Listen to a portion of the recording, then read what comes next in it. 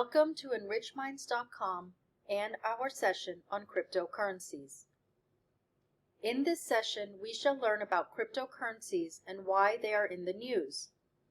Before we dive in, let's watch a short video on the origins of cryptocurrencies, courtesy of capital.com. Please watch carefully. What is a cryptocurrency and why are they important?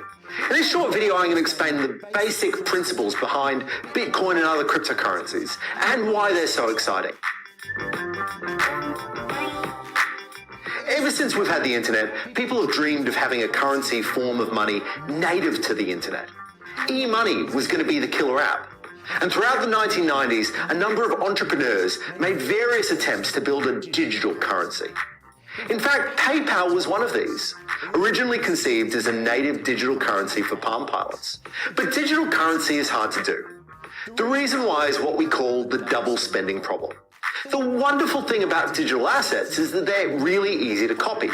You can make infinite copies of a Word document or a PDF, and each copy is an exact replica of the other. But this great advantage for digital assets is a big problem if you want to build a digital currency. If it's trivially easy to copy digital currency, users might try to buy two goods with one unit. They might try to double spend the money they own.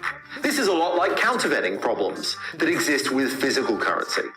The attempts at digital currency in the 1990s solved this problem with centralization. They would introduce a trusted source that verified that each transaction hadn't been double spent. But this solution has its own problems. How much can we trust the trusted source? That central authority is a single point of security weakness. Both scammers and nation states could target the central authority to corrupt it or control it. In 2008, the pseudonymous Satoshi Nakamoto solved the double spending problem, and the Bitcoin network went live in January 2009. Bitcoin is a digital currency powered by what we call a blockchain, a chain of blocks of transactions strung together in a digital ledger. What's amazing about Bitcoin, and all the blockchains that have come since, is that they don't need a central authority to validate transactions. The network does that itself. To achieve this, Bitcoin uses a combination of cryptography, peer-to-peer networking, and economic incentives. None of these technologies were new when Nakamoto deployed them for Bitcoin per se, but in combination, they make an extremely robust and valuable economic institution. Open to anyone, virtually impossible to censor, and under the control of no central authority. We don't actually know who Satoshi Nakamoto is. Nakamoto may not even be one person, but a group of people. Nakamoto disappeared from the internet a few years after releasing Bitcoin and handed over development work to what is now the Bitcoin Foundation. But Nakamoto's invention, the blockchain and cryptocurrencies, has made us fundamentally rethink some basic questions about what is money and how we coordinate human activity. Because it turns out solving that tricky double spending problem has opened up an enormous amount of economic value and opportunity. So, what is a cryptocurrency? A cryptocurrency is digital money that exists online through a network of users and which is secured with cryptography. There are no physical currency notes or physical coins. Unlike traditional currencies, cryptocurrencies are not controlled by a central government or other entity. Crypto means coded, and these are currencies that exist in the digital coded forms, in digital wallets, and with digital keys only. Cryptocurrencies run on a worldwide computer network. Unlike traditional currency, cryptocurrency exists only online and is not controlled by governments or banks. Advocates like that cryptocurrencies are secure and anonymous, and that they are not controlled by any centralized entity. Skeptics say that cryptocurrencies are highly speculative and could eventually end up worthless. Here are the top 10 cryptocurrencies as of one particular day, with their prices in US dollars. This chart shows the total market capitalization and the number of such coins in circulation. Bitcoin was the first crypto to be launched in 2008, and since then there have been thousands of cryptocurrencies that have been launched with varying levels of success and many failures, and indeed many scams too. So one has to be very, very careful when dealing with cryptocurrencies. How do cryptocurrencies differ from our traditional fiat currencies? First, they are decentralized versus centralized fiat currencies. No one controls them, unlike the central bank of a country that controls a fiat currency. Second, cryptocurrencies are all 100% digital only. There is no physical currency note or bill or coins. Third, cryptocurrencies are designed to be finite in quantity or supply. At some point, for example, when there are 21 million bitcoins in the world, no more bitcoins will ever be generated or made. Period. Traditional currencies are unlimited in supply in practice. Governments can print as much of their own currency as they want. Fourth, cryptocurrencies operate anonymously. The identity of the counterparty is unknown to anyone. Fifth, and finally, cryptocurrencies are a very recent development versus traditional currencies that have existed for centuries now. A cryptocurrency is maintained by computer networks scattered across the globe that record each purchase, sale, or trade on a public database called a blockchain. The blockchain is essentially a secure online spreadsheet that shows transactions. For an established currency, such as Bitcoin or Ethereum, investors typically buy units through online marketplaces called exchanges. You can use a credit or debit card or an ACH payment from a bank account to purchase the currency. Cryptocurrency can also be obtained through mining, a high-tech process in which miners solve math problems and get rewarded with new currency units, or by exchanging other digital currencies. Once you receive cryptocurrency units, you store them in software called a digital wallet. Let's look at the advantages and disadvantages of cryptocurrencies, or cryptos in short. First, in this system, centralized intermediaries such as banks and monetary institutions are not necessary to enforce trust and police transactions between two parties.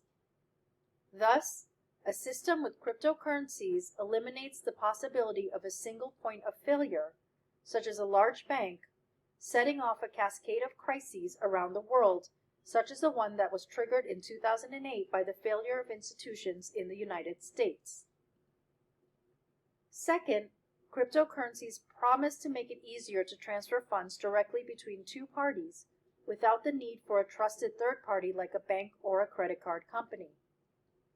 Such decentralized transfers are secured by the use of public keys and private keys and different forms of incentive systems, such as proof of work or proof of stake.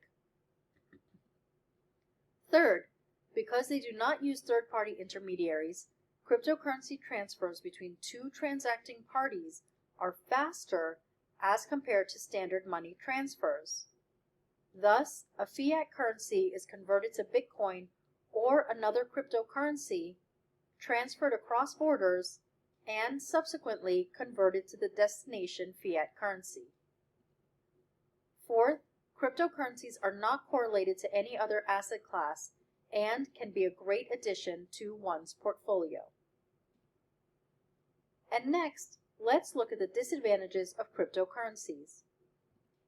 First, while cryptocurrencies claim to be totally anonymous, in reality their transactions can be traced back to users. Second, cryptocurrencies have also become a favorite tool that has been alleged to have been associated with money laundering and illegal activities and even drugs and weapons in the dark web. Third, while cryptocurrencies are generally decentralized and widely distributed, an MIT study found that just 11,000 investors held and controlled roughly 45% of Bitcoin's surging value. That is a highly concentrated ownership pattern and one that can be risky for small investors. Fourth, though cryptocurrency blockchains are highly secure and totally reliable, there remain many security vulnerabilities in other parts of the value chain and in the overall crypto ecosystem. Many cryptocurrency exchanges and wallets have been hacked over the years, sometimes resulting in millions of dollars worth of coins stolen from investors and speculators. Fifth, the expensive energy costs coupled with the unpredictability of mining have concentrated mining amongst large firms whose revenues run into billions of dollars. The overall impact of cryptocurrencies on the environment may be highly negative. Sixth, they can be very volatile. For example, Bitcoin has experienced rapid surges and crashes in its value, climbing to as high as $68,990 in November 2021 before dropping significantly in the following months. Some economists thus consider cryptocurrencies to be a short-lived fad or speculative bubble. Many national governments are also quite opposed to cryptocurrencies, and a number of countries have threatened to outlaw them, while a few others have embraced them. Let's watch a short video on cryptocurrencies courtesy of Investopedia. Cryptocurrency is a digital currency secured by cryptography. They're almost impossible to counterfeit or double spend, and they're not issued by any central authority, making them immune to government interference or manipulation. Many cryptocurrencies run on decentralized networks based on blockchain technology, a vital part of cryptocurrencies. Blockchain technology acts as a distributed ledger enforced by a disparate network of computers, which helps ensure the legitimacy of each transaction. Cryptocurrencies are denominated in terms of virtual tokens or coins, represented by ledger entries into the system. They can be bought and sold on cryptocurrency exchanges, or mined through complex computer processing.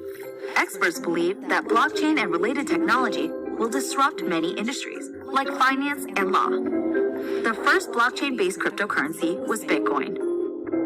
Today, there are thousands of alternate cryptocurrencies, each with its own functions and specifications. Still, cryptocurrencies face criticism for a number of reasons, including their use in illegal activities, volatility in exchange rates, and the vulnerability of their underlying infrastructure. Bitcoin has itself experienced rapid surges and collapses in values. Further, cryptocurrencies are virtual and are not stored on a central database. This means they can be lost if the hard drive they're stored on is lost or destroyed, or if there's no backup copy of the private key or password. There's no bank or central authority to retrieve it for you. But cryptocurrencies have also been praised for their advantages. They are portable, divisible, resistant to inflation, and transparent. They also have the potential to make it easier to transfer funds directly between two parties, without the need for a trusted third party like a bank or credit card company.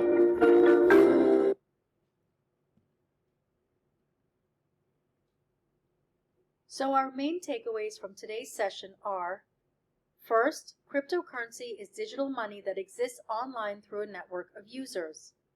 Unlike traditional currencies, crypto is not controlled by a central government or other entity. Investors can obtain cryptocurrency by buying units on exchanges through a process called mining, or by trading them for other digital currencies. Second, some cryptocurrency investors have gotten rich quick, but there are major risks to investing. This is a highly speculative asset class, and one should invest in cryptocurrencies with extreme caution. Thank you for your time, and until next time then, stay enriched and strong.